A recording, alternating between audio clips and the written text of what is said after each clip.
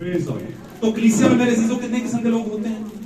3 किस्म के। सबसे पहले बिलीवर्स, दूसरे मेक बिलीवर्स और तीसरे नॉन बिलीवर्स।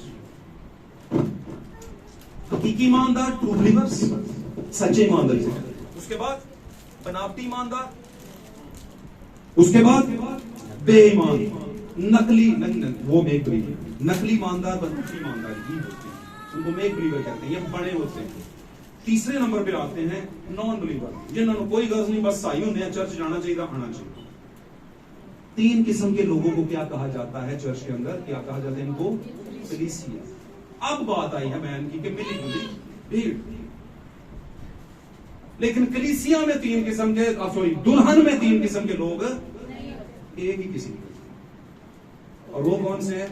जो बर्रा की किताबें हयात में लिखे हुए, जिनके नाम वो हैं ब्राइड। खुशकिस्मत है आपको ये पता चल गया। अब आप इस पर ध्यान लगाएंगे, ज्ञान लगाएंगे, आपको समझ आएगी। आमीन। इसलिए हम लुदिकिया कलीसिया नहीं है, हम इन 7 जमानों की कलीसियाओं में से कोई नहीं है। और अपने हमारे जमाने की खास तौर पर 7वें जमाने की जो कलीसिया है वो लुदिकिया की कलीसिया है। और हम उस कलीसिया, वो कलीसिया नहीं है बल्कि उस कलीसिया में से निकले हुए। अब लुदिकिया की कलीसिया कौन है? दुनिया की वर्ल्ड चर्चेस कौन सा? पूरी दुनिया की जितनी कलीसियां हैं वो आपस में मुत्तफिक हैं। आमीन। किसी एक चीज पर उन्होंने आपस में इत्तफाक राय रखा हुआ। आमीन। लेकिन दुल्हन ने कलाम के साथ, खुदावंद यीशु मसीह के भेदों के साथ इत्तफाक राय रखा हुआ। वो किसी सेमिनरी की तालीम को नहीं मानती। समझे बात को? अब जब मैं सेमिनरी की बात करूंगा एक नया फोल्डर खुल जाएगा, तो वो बात मैं करूंगा नहीं। 2-3 मिसालें दूंगा। कुछ लोग सुबह शायरबानी लेते हैं। क्यों लेते हैं? क्योंकि मिशन कहती है, सेमिनरी कहती है। क्यों जी? बोला करें। God bless you. शुक्रिया, आवाज आई। मैं कुछ झूठ बोल रहा हूं? सुबह लेते नहीं है? सुबह के टाइम पे शायरबानी लेते हैं कि नहीं? शुक्रिया। हाँ पूरा दिन दे रहे। कुछ लोग सुबह के टाइम पे नहीं लेते, शाम को लेते हैं। कुछ लोग चाहे सुबह लें या शाम को लें, चीज ही अलग देते हैं। वो रोटी होती नहीं, वो सफेद मैदे का एक छोटी सी कोई चीज होती है बनाई हुई उन्होंने, चपाती छोटी सी टिक्की टाइप, बिस्किट टाइप, उसमें मोर भी होती है। और वो कहते हैं यही है, और वो भी लोग ले रहे हैं और कहते वो भी हैं कि हम कलीसिया हम चर्च हैं। जो सुबह लेते हैं वो भी कहते हैं हम कलीसिया हम चर्च हैं। बात समझ रहे? लेकिन जो कॉम्प्रोमाइज नहीं करते, समझौता नहीं करते, वो क्या है? वो कलीसिया नहीं है। वो कौन है? दुल्हन।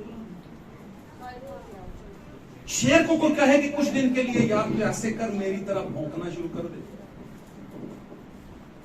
शेर को कहे थोड़े दिन के लिए ना मेरे दड़बे में आके बैठ जा, वो कहेगा भाईजान मेरे को प्रॉब्लम हो जानी है, फिर मैं पहला तेरे वाली ध्यान करना, मेरी आदत है, मैं कुछ बड़ा खाना हूं, बड़ी चीज, और मुझे जब नहीं ना मिलना है डब्बे से मैंने बंद कर दिया, मेरे को फिर जड़ा भी आया मैं, तो वो फिर बोलेगा भाईजान मेरी तेरी नहीं बनेगी, बेहतर है तू जंगल सी जा। क्यों जी? लेकिन पाक कलाम में, वाज की किताब में मुकद्दस सुलेमान जो है, जो बाइबल मुकद्दस में आया है, जिसने खुदावन के लिए कुछ किया है और जिसको खुदावन ने अपने बरगज़ीदों में कहा है कि ये मेरे बरगज़ीदा है। आमीन। उनमें सुलेमान भी है। तो सुलेमान जब बुजुर्ग हो गया तो वाज में उसने कहा जिंदा कुत्ता मुर्दा शेर से जिंदा कुत्ता मुर्दा शेर से।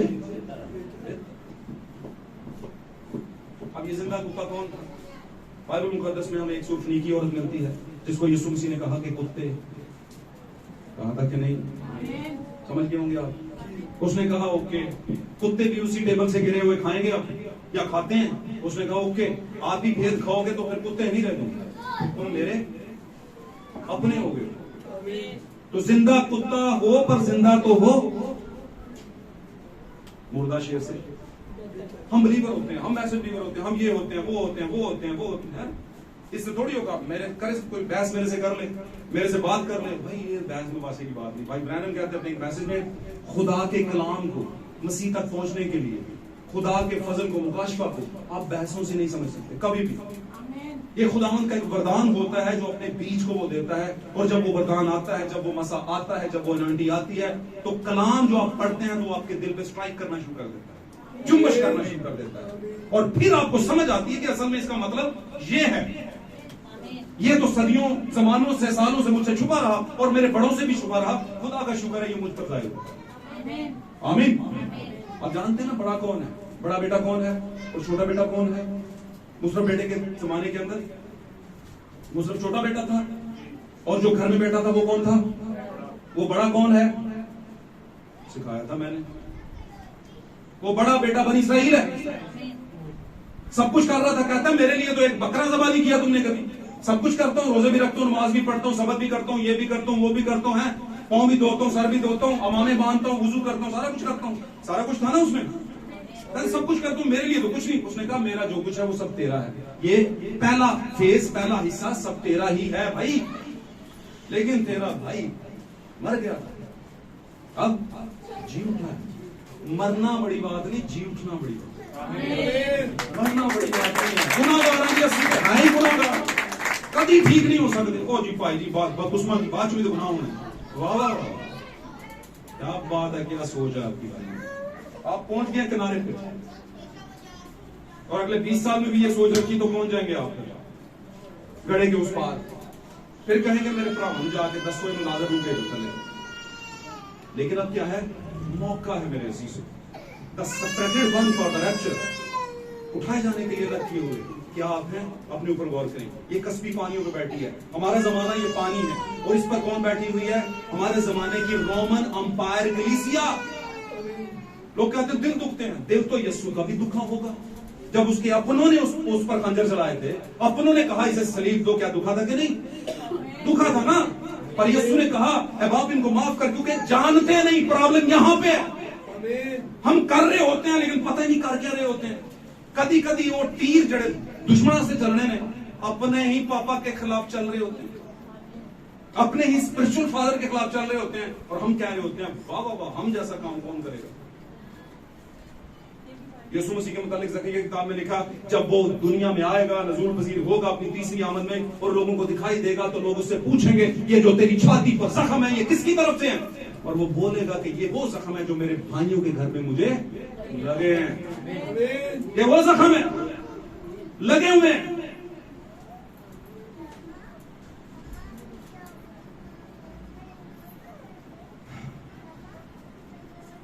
अब मामला क्या है? मैंने पहले बताया वो जख्म है जिन पर केस नहीं होता। केस हो तो आधी दुनिया क्या हो जाए, मां ने तीन उड़काया हो, धी ने मां नू, है ना, हस्बैंड ने वाइफ नू, वाइफ ने हस्बैंड नू, क्योंकि जख्म नजर भी ना आते। लड़ाई कहीं हो जाए तो पहले सोचो गुजियां मारे, कहते हैं कि पैसे वो झगड़ा करो पर गुजियां मारे, इतना जख्म होए कोई नहीं है। बड़ियां तकनीकां उदो आ जांदियां ने, सारे भेद खुले हुंदे ने, अगों की होएगा है। अच्छा केस भारी हो गया, अपनी ऊपर तोड़ लो, ऐसे ही होता है। हम तो ऐसे ही सुनते आ रहे हैं। हम तो भाई जी ये वो बातें नहीं कुछ आसमानों उतरियां ने, गल्लां इत्थों नहीं मैं दस रहा था। आमीन बोलिया करो। तो इतने अकलमंद, आकल, फाजल, समझदार, दानिश्वर, मुफक्कर हैं हम, हैं। सारी गिनती आती है नोटों की, सारा लेन देन पता है। कब्र के बाद भी उसकी पूरी नस्ल को कहते हैं तेनू नहीं छड़ना, मैं तेरे प्यो ने आ की इतने आने हमें तो पता ही नहीं। बाइबल तो पादरी का काम है।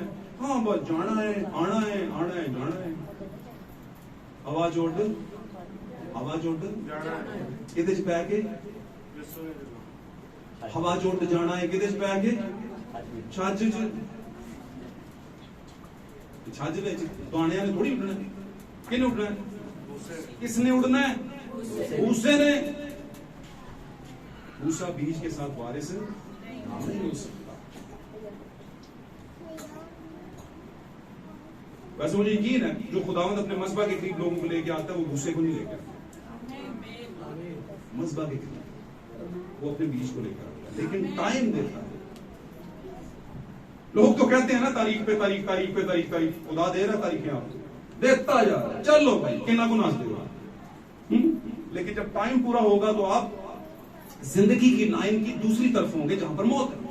ये लाइन के इधर जिंदगी और उधर मौत। फिर आप कहते रहेंगे भाईजान लाजर ਨੂੰ भेजो, कहेगा भाईजान मैं नहीं भेजना, भेज नहीं सकता, टाइम खत्म हो गया तेरा। बात समझ लो।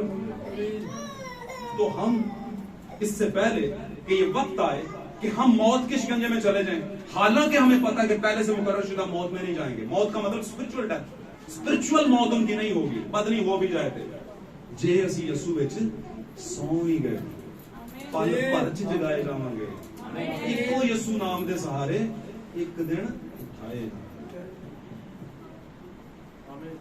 भाई ब्रानम कहते हैं अगर आज लाखों लोग दुनिया से उठा लिए जाए तो उनमें एक मैं भी हूंगा। अगर 1000 उठाए जाएंगे तो उनमें एक मैं भी हूंगा। और अगर 100 लोग उठाए जाए तो उनमें एक मैं, अगर 10 उनमें एक मैं, और अगर एक ही उठाया जाए तो उनमें वो मैं ही हूंगा, कोई और नहीं होगा। ये है ईमान, ये फेथ। ये किधर है आपने, ये किधर है दुल्हन में? कहते हैं हम भी दुल्हन है, हम भी उठाए जाएंगे। हर कोई कह रहा है क्यों? क्योंकि कंसेप्शन ही नहीं है, कंसीव ही नहीं किया वेदों के कलाम को, रिसीव किया और बहुत जज पाया हुआ है। अच्छा की क्या सी ठाकुर में वेदन? हाँ है क्या? पेपरों में लिखा रह गया, पेपरों में लिखा हुआ रह गया है। एक ऐसी चीज पे जो खत्म होने वाली है भाई, दिल की। एक जमाना था खुदा ने सिल जो थी, जो स्लेव्स होती हैं, जो पत्थर की तख्तियां, उन पर लिखा, लेकिन खुदा ने ना नहीं कह देता। उन्होंने क्या होने में जो लिखागा ना, अब मैं जब लिखूंगा तो किस पे लिखूंगा? गोश्तीन दिल, क्योंकि पहले क्या है पत्थर दिल, अब क्या है उनको निकालूंगा, बाईपास करूंगा, गोश्तीन दिल बना दूंगा, दे दूंगा।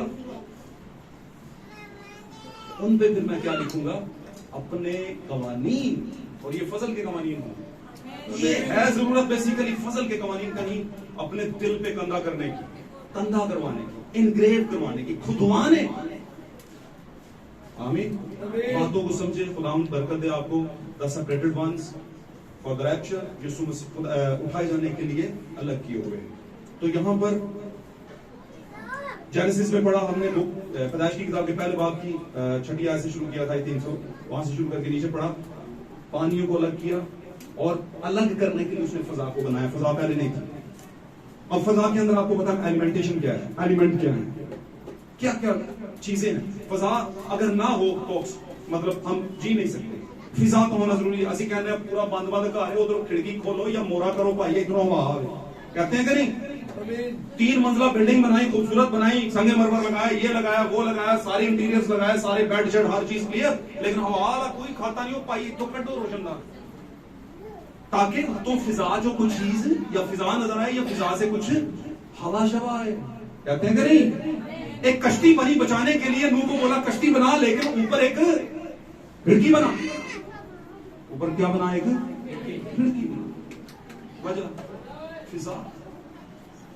तो फिजा को बनाया, दरमियान में ले आया फिजा को, और नीचे के पानी को अलग कर दिया। फिजा के नीचे के पानी, क्या ना गलत सुना, फिजा के नीचे के पानी को अलग कर दिया फिजा के ऊपर के पानी से। अब फिजा के नीचे का पानी कौन है? डिनोमिनेशंस। वर्ल्ड यूसीसी चर्च जो है, यूनाइटेड वर्ल्ड चर्च काउंसिल जो है, वो है नीचे का पानी। जैसे बहन ने कहा मिली भीड़, मल्टीट्यूड्स, है ना, मिक्स, मुतय्यन, नौरतन क्लॉ जिसको कहते हैं, मिक्स, वो है। और फिजा के ऊपर का पानी कौन है? जो प्री डेस्टिनेटेड ब्राइड है, दुल्हन है। क्योंकि पानी कौन है? अहले जुबान, कौमें, उमते और कबीले और ग्रोह। तो उन्हीं ग्रोहों में से हमको अलग किया हुआ है और हमें फिजा के ऊपर का पानी बनाया है। अब एक बात और सीखते जाए। आवाज की पहली आयत में लिखा है इब्तिदा में खुदा ने ज़मीन व आसमान को पैदा किया। अब पैदा के पीछे एक बहुत बड़ा रेवलेशन है। हालांकि ये चीजें बनाई गई थी।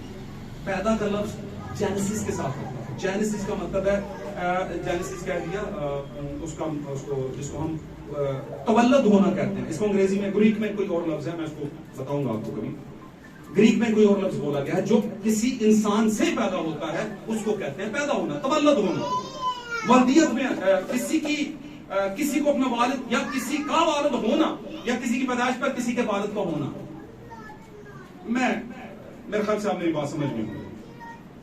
तो हमारे लिए एक लड़का तो अलग हुआ, यानी बेटा जो है वो पैदा हुआ। आमीन।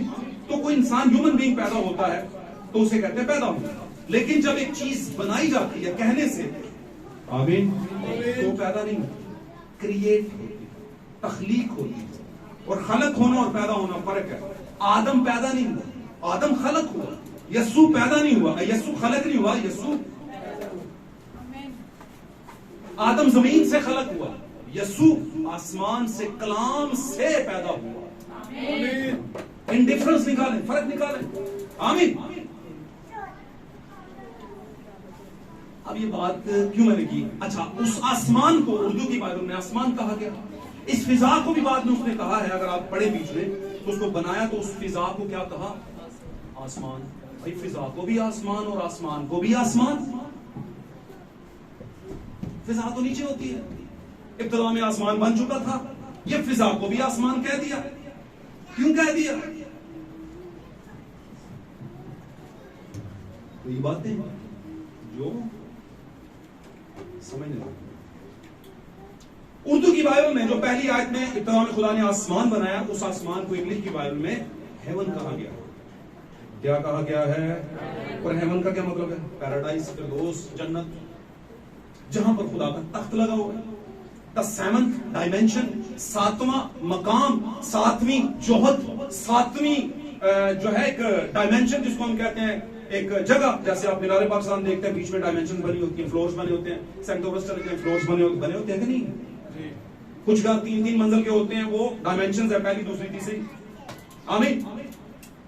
तो जो दुनिया की क्रिएशन की डायमेंशन हैं, जो पाताल से शुरू होती हैं और यीशु मसीह के खुदा के तख्त तक जाती हैं, तो सातवें मकाम पर कौन है? खुदा। और उसको हेवन कहते हैं, जन्नत कहते हैं, फिरदौस कहते हैं। आमीन। अब यहां पर आसमान को पहली आयत में आसमान जो कहा गया उसका मतलब है जन्नत, हेवन। आमीन। लेकिन ये जो हमें नजर आ रहा है ब्लू ब्लू ब्लू ऊपर नजर आ रहा है, हम इसको आसमान कहते हैं। हालांकि ये आसमान, ये क्या है? फिजा।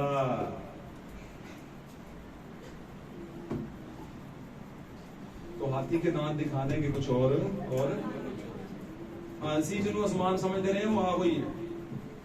लेकिन जी बाइबल जिन्हों आसमान कह रही हो खुदा दा तख्त है। और उसने कहा भी है, तुम मेरे लिए कैसा घर बनाओगे भाई? क्या तू नहीं जानता कि बाई ताला हाथ के बनाए हुए घरों में नहीं रहता, बल्कि आसमान उसका क्या है और जमीन उसके पांव की। तू मेरे लिए कैसा घर बनाएगा? बना सकता है? तो ये थी खुदा की एक बहुत अजीम पर्सनालिटी, बहुत बड़ी पर्सनालिटी। ये सोचने का मैं हैकल से बड़ा हूं। हैकल का क्या मतलब है? हैकल का क्या मतलब है? नहीं। और कोई बताए? और कोई बताए? हैकल का क्या मतलब है? ओके, और कोई बताए? जो उर्दू में जरा ज्यादा तेज है वो बताए, उर्दू जिसकी अच्छी है कोई। अच्छा, मैं किसी को डिवैल्यूएट नहीं कर रहा, ये क्लास है हमारी, बहन भाई हम सब, ठीक है? ऐसा नहीं सोचना हो ऐसा नहीं सोचना, झूठा नहीं हो, कानून पता नहीं है, कोई गल नहीं। ना पता होना गुनाह नहीं है, लेकिन पता हो के भी ना पता होना प्रॉब्लम है। अच्छा बताएं मुझे, पता है जी? और कोई बताए? और कोई बताए? क्या हैकल? ओ बाबा भाई ने बड़ी दूर की गल की थी। वो इस एंगल में की है कि जैसे हैकल खुदा का घर था, तो तुम्हारे बदन खुदा का मक़दस है, यानी तुम्हारा बदन भी खुदा की क्या है? हैकल। वो ठीक है, आपने वहां पर कहा, बात ठीक किया, लेकिन बाद में हैकल का लफ्जी मतलब पूछ रहा हूँ। तो लफ्जी मतलब किन्हों पता है? बहुत बड़ा आए आखिर तक, लेकिन ये तो कहीं मार कोई नहीं यार, कभी तुक्का बड़ा अच्छा है, एक पर्ची सिस्टम होता है, कभी पूरा निकल ही होता है। लेकिन ये आखिरी पॉइंट आपने अच्छा किया, इसको और ज्यादा प्रोमिनेंट करते हैं, इसको और वाज़ेह करते हैं। आपने कभी सुना होगा आड़े बड़े बुजुर्गां दे वो दियो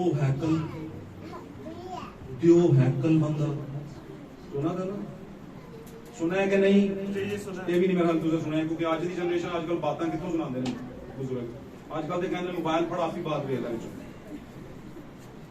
दियो हैकल इतना बड़ा दियो हैकल देवां दी कहानियां है ना होती थी कि नहीं। तो उसको दियो हैकल इसलिए कहते थे क्योंकि इतना बड़ा था, और हैकल का लफ्ज है बहुत ही बड़ा, बहुत तो लंबा। आमीन। तो ये जो हैकल थी ये बहुत बड़ी बिल्डिंग थी, और इस बिल्डिंग का अहाता भी बहुत बड़ा, यानी रकबा बहुत बड़ा था। और इसमें मुख्तलिफ बिल्डिंगें थी, कभी इस पे डिटेल करेंगे। इसमें बहुत कुछ होता है, इसमें बातें भी होती थी, वर्शिप भी होती थी, कुर्बानियां भी होती थी, है ना, और भी इसमें अदालतें भी लगती थी। क्यों जी? इसमें एक ऐसी दरसगाह भी थी जिसमें फकीह फरीसी बनते थे, आलिम बनते थे, हैकल के अंदर ही। यीशु ने कहा मैं इससे भी बड़ा हूं। शिगिर्दां ने क्या मत्ती 24 देख हैकल दी इमारतां खुदावंद कितनी सोहणियां। उन्होंने क्या मैं तुम दसना मैनू हैकल दी इमारतां विखाण दे हो, ऐसे लिखा है, तुम मुझे हैकल की इमारतें दिखाते हो। मैं तुमसे सच कहता हूं कि इनके पत्थर पर पत्थर कोई भी बाकी नहीं बचेगा जो गिराया ना जाए। और फिर ध्यान किया, बताया उनको कि मैं इस हैकल को गिराकर 3 दिन में मैं हैकल से भी पाक कलाम की वर्ष है लिखा, पढ़ेंगे तो समझ आएगी ना, पढ़िया भी करो जी। सादका की औलाद हो के बाइबल का पता नहीं, सदाकत का पता ही नहीं।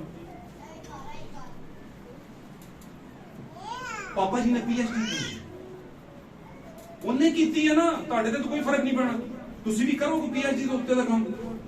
क्यों जी?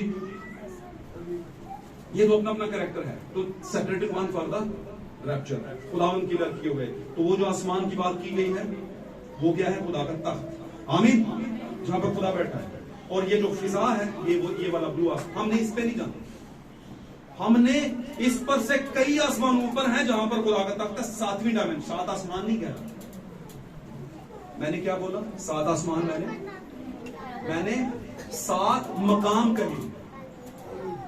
क्या कहे हैं? 7 जगह पे स्टे करना तुसी, 7 जगह पे की करना तुसी। पहले पे गए, पहला मकाम जमीन है, उसके बाद दूसरा, उसके फर्स्ट फ्लोर, सही है, उसके बाद सेकंड, थर्ड, फोर्थ, ये डायमेंशन है। 7 डायमेंशन है। जमीन के नीचे पाताल से शुरू करेंगे, क्योंकि जमीन के नीचे की दुनिया, और वो दुनिया कौन है? शैतान है। आमीन। वो ऊपर आ गए हैं, लेकिन डायमेंशन मौजूद है नीचे। जब यीशु ने ले गया था अपने ईमानदार लोगों को आजाद करवा के, ठीक है, तो पीछे जो शैतान थे, भाई ब्रैनम कहते हैं, वो निकल के बाहर आ गए, जमीन के ऊपर आ गए। पहले वो नहीं आते थे, पहले उन्होंने वहां पर पहरा देना था। असी ना सके थे, ये ना जड़ेंगे, इन्होंने आजाद नहीं करना, है ना। लॉक लगा के रखा हुआ था, वो लॉक यीशु ने चाबी, उसने कहा इधर निकाल चाबी, मैंने खून दिया। उसने कहा भाईजान तेनू तो उत्ते टांग के आए सब। यीशु को बोला होगा तुझे तो ऊपर लटका के आए थे, तू नीचे किधर आ गया? तो उसने कहा जिसको तूने ऊपर लटकाया था वो कोई और बदल, लेकिन जो जिंदा होके आया है उसे लटका के दिखा दे। उधर दे चाबी, और वहां से उससे चाबी ली, क्योंकि उसने जान कीमत दी। चाबी लेकर वो सबसे पहले किन के पास गया? चलो बताइए।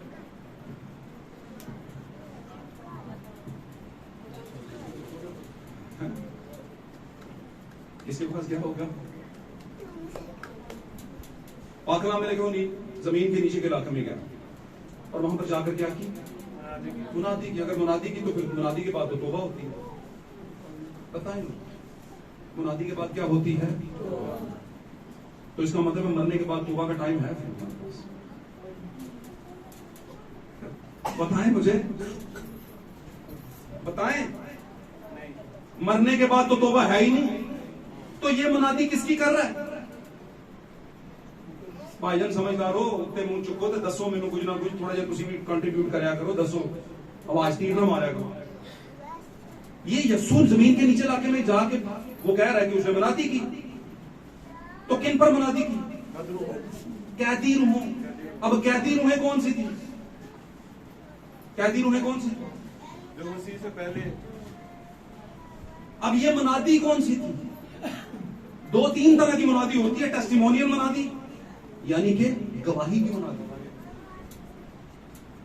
अब वो जो सामरी औरत थी वो कौन सी मनादी कर रही थी? चलो आज जिंदगी गल करी लोग कहते मना दो औरतां पादरानियां हो सकती औरतां। इसको ना सामरी औरत ने जाके इधर आओ मैं तानू यसू हम कहा था कि नहीं? तो इस बात को सीढ़ी बनाकर लोग कहते हैं औरत भी पास्टर बन सकती है। नहीं भाई, नहीं बन सकती, नहीं बन सकती। ओके, तो वो क्या कह रही थी? मुनादी कर रही थी। किस तरह की मुनादी? भाई वो मुनादी नहीं कर रही थी, वो टेस्टिमनी शेयर कर रही थी। मैं ऐसे एक ऐसा शख्स तुम्हें दिखाऊं जिसने मेरी जिंदगी के तमाम भेद मुझे क्या कर दिए हैं। तो कोई तुम ये टिकलो के दस सकते हो परसों मैंने राती रोया आइए रोया होया। अच्छा मैं कल गई सा खुदा ने मैंने इतो बचाले कि यसू जी ने इतो बचाया। अच्छा मैंने यसू जी रोया चुके ने ठीक है रोया आई है, बताओ ये क्या है? गवाही है। वो जी मेरी मामू का बेटा, चाचू की बेटी है, फूफी का बेटा, कोई भी सो एंड सो, वो उसको ये हुआ है जी, मैं गवाही दे रही हूँ। दो ना गवाही, यसू ने ये कर दिया, ये तो देनी चाहिए। वो भी गवाही दे रही थी। क्या वो मिनिस्टर थी? क्या वो निगहबानी की खिदमत कर रही थी? नहीं, नेवर एवर, कहीं पर ऐसा जिक्र नहीं है और होगा भी नहीं। छान ले इसको जितना मर्जी अपनी मिशन बनाने के लिए। बात समझे? बोले आमीन। अब वो क्या कर रही है? टेस्टिमनी शेयर कर रही है, अपनी गवाही शेयर कर रही है। यहां पर यसू नीचे गए, यसू ने मनादी की। कौन सी मनादी? कैदी रूह है, कैदी रूह में मनादी की। अच्छा दो तरह की कैद, और इस कैद के दो हिस्से थे। इस जगह के पताल के दो हिस्से थे। एक में वो रूहें थी जो यीशु मसीह के लिए मरी हुई थी, उनको अलग रखा हुआ था। और कुछ रूहें वो थी, वो दूसरी तरफ थी। लाजर का अलग तरफ है, लाजर इब्राहिम के पास, सारी रूहें इब्राहिम की गोद में, फिरदौस उसी को कहा गया है। आमीन। वो डाकू भी वहीं पे था। गल समझो? जो ऊपर वादा किया था यीशु जी उठा, तो वो भी तो नीचे ही था। आमीन। सब बाप अब्राहम के पास है, उसकी गोद में, उसके लेफ्ट राइट है, उसके शरण के अंदर है, उसकी छत्र छाया के अंदर है। इब्राहिम के, क्योंकि पुराना एहतनामा इब्राहिम की औलाद की बात करता है, वो वहीं पर थे। लेकिन बीच में क्या था? गड़ा था। और दूसरी तरफ कौन से थे? जो गुनाह में मरे थे, जो खुदा के नहीं थे। गल समझो? और उसने जाकर मुनादी की। आमीन। ये दो तरह की कैद, दोनों तरह की। और वहां पर उसने मुनादी क्या की? मैं ही वो हूं, देखो मैंने जो कहा था वो पूरा किया। मैं वही यीशु हूं जिसको तुम समझते थे कि पता नहीं कौन आने वाला है, जिसको तुमने, तुम्हारे बड़ों ने ऊपर मसलूब किया है। मैं वही हूं। तुमने मेरी खातिर जान दी है, मैं आ गया, मैं वही हूं। ये नहीं कि करो तोबा, तोबा नहीं, बस अब तो जाना है। आमीन। और उसने फलों की पहली टोकरी, यानी वो सारे जो मसीह में मुए हुए थे, खुदा में मुए हुए थे, आसमान शरीयत के मुताबिक, पुराने अहद के उसके मुताबिक, उन सबको जो ईमान में मरे थे, इब्राहिम तक, आदम से लेकर इब्राहिम तक, आमीन, उन सबको बांधा, साथ ले गया आसमान। आमीन। पीछे स्टोरी नहीं सुना रही, बात है बड़ी खास, इन बातों को रखिए अपने पास। आमीन। तो वहां पर क्या हुआ? बाद में पीछे रह गई शयातीन दूसरी, जो गजब के बर्तन थे, जो मरने के लिए तैयार है। जब वो चले गए तो उसके बाद उन्होंने कहा राखी की करनी है, ऐसे साढ़े अपने, ऐसे साढ़े उनको भी लिया। और वो भाई ब्रैनम कहते हैं कि आज के जमाने में वो जमीन पाताल की जो शयातीन की रूहें थी, वो जमीन के ऊपर आ चुकी हैं। उनका गड़ा वही है, जगह वही है, लेकिन वो ऊपर आती हैं, फिर किसी भाई में घुस जाती हैं, किसी बहन में घुस जाती हैं, किसी नौजवान में घुसती हैं, किसी बुजुर्ग में घुसती हैं, अच्छी खासी इज्जतदार जिंदगी को तबाह करके रख देती हैं जी। जब ये घुसती हैं तो जुबान किसी की कंट्रोल में नहीं रहती, किसी भाई के बहन की, आंखें कंट्रोल में नहीं रहती, दिल कंट्रोल में नहीं रहता। जब ये किसी में घुस जाए तो पाकला में लिखा, अगर हो सके तो बरगदीदों को भी गुमराह कर लेंगे। पर ये एक हो सके तो फिर होगा कैसे? होगा ही नहीं। होगा इसलिए नहीं क्योंकि वो बीज है खुदा का, और अगर गिर भी गया तो खुदा उसे 7 बार गिरने के बाद भी उठा लेगा। सादक गिरेगा, मेरा बंदा गिरेगा, लेकिन मैं उसे उठा लूंगा। लेकिन होना खुदा का सादक चाहिए, खुदा बंदा वो उसका बीज। पता कैसे चलेगा? दुआ में जाया करें, खुदा के करीब रहा करें, कलाम पढ़ें, आपको पता चलेगा आप खुदा के हैं या नहीं। आमीन। आज का मौजू, इस पर मैं बात ज्यादा नहीं करना चाहता, हमने सारी बात की है। अगर कुछ बात रह गई हो तो खुदा उनकी मंतक और मंशा के मुताबिक रह गई है, आमीन। लेकिन मैं समझता हूं कि इस घंटे डेढ़ के अंदर मैंने काफी कुछ आपको समझाया है। आपने अपने आप को चेक एंड बैलेंस करना है। आप वो लोग हैं जो लेबल किए गए हैं, जिनको लेबल है, जो लेबल लेके घूम रहे हैं कि हम एंड टाइम मैसेज लीवर्स के छतरी के नीचे हैं और हम उठाए जाएंगे, और उठाए तब जाएंगे जब आप अलग होंगे। अलग होना दुनिया की रस्म और रिवाज, आजकल हमने दर्जा ही पहला दुनिया में दिता हुआ है, चर्च को तो नहीं दिया हुआ,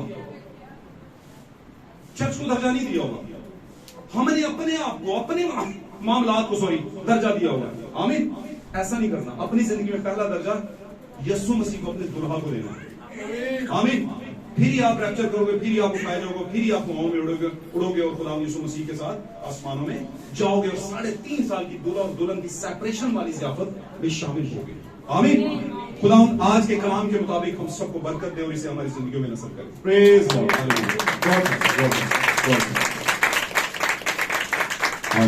गॉड ब्लेस। आए मेरे अज़ीज़ों, हम अपनी आंखों को बंद करेंगे और इस ज़िमन में मेरी गुजारिश है कि कोई भी आंख खुली नहीं रहेगी, कोई भी आंख खुली नहीं रहेगी।